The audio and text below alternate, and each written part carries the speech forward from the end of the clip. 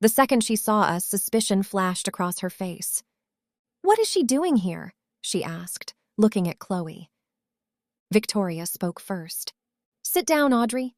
Lydia froze at the name, then smiled, then sat. Poor choice. Victoria tried. She really did. She asked about school, about her slipping grades, about her distance, about the strange change in her. Lydia answered carefully. Too carefully. Like she had memorized someone else's life and was still afraid of getting the details wrong. Chloe naturally made it worse. "Funny," she said brightly. "You used to be much better at school." Lydia stiffened.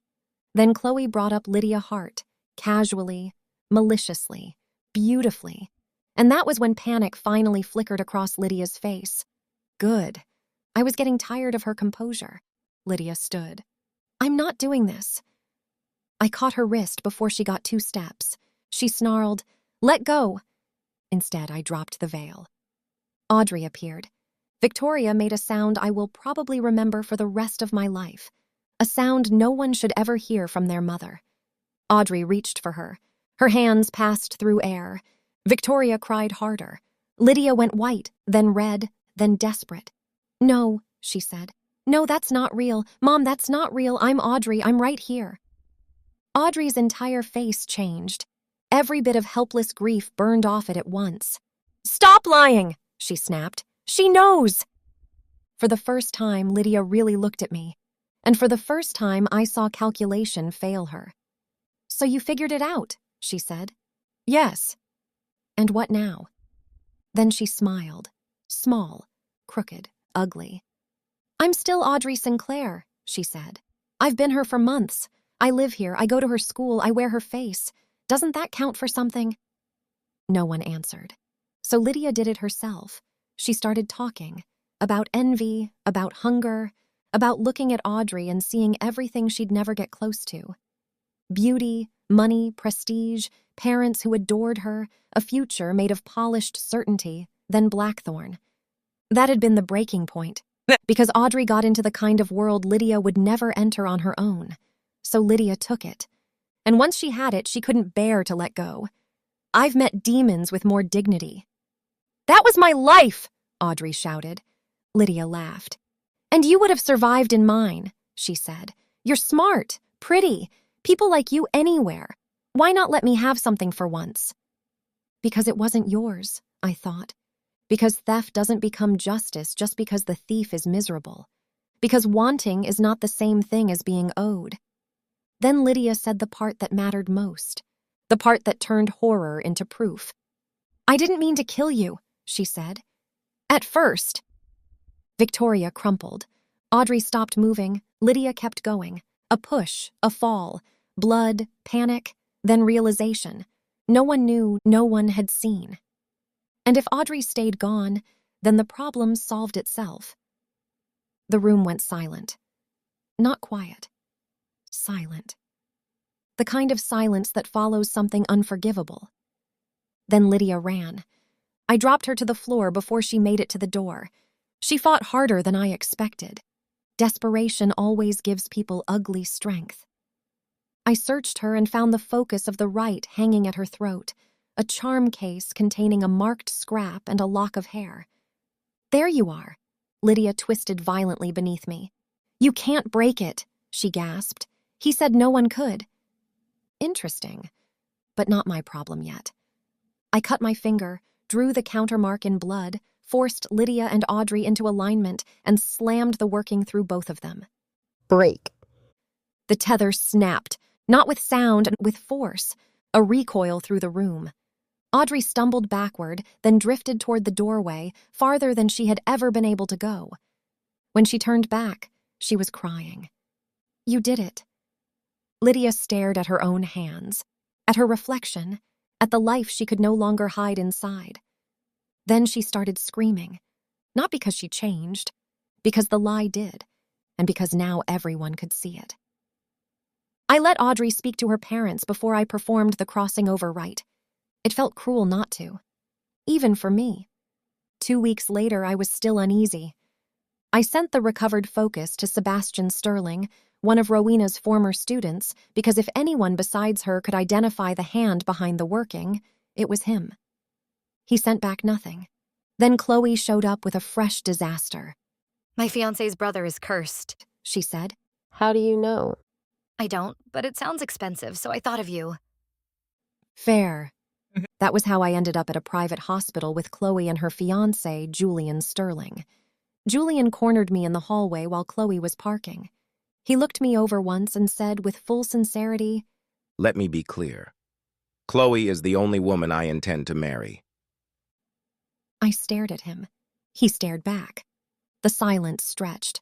Then I said, Congratulations? When Chloe came back, I repeated his exact words to her. Something in her face twitched. Violently, she dragged him away. When she returned, she sighed and said, Please ignore Julian. He was born with money and no social instincts. I nodded. That seemed likely. Then we went upstairs. The reward for fixing the patient had already reached $20 million. Interesting. The man had been fainting for weeks, Julian said. Then he fell into a coma. No medical explanation, no improvement, no answers. Very interesting. I stepped into the room, looked at the patient, backed out immediately, because the man in the hospital bed was Sebastian Sterling, and he was very obviously pretending. Once I got Chloe to leave with Julian, I shut the door, walked over to Sebastian's bed, and pinched his nose until he opened his eyes. Really? I asked. He smiled faintly. Good to see you too, May. What are you doing here? That answer took a while. Apparently Sebastian was Julian's brother. Apparently the Sterlings and Whitmores had known each other for years. Apparently there had once been talk of some future family arrangement no one had bothered mentioning to me. I decided not to unpack any of that yet. I had more pressing concerns. Why fake a coma? Your notes reached Rowena. He said. She thinks the curses, the body theft right, all of it points back to someone she knew a long time ago. An enemy. Yes. And? And if he shows himself, she wants him.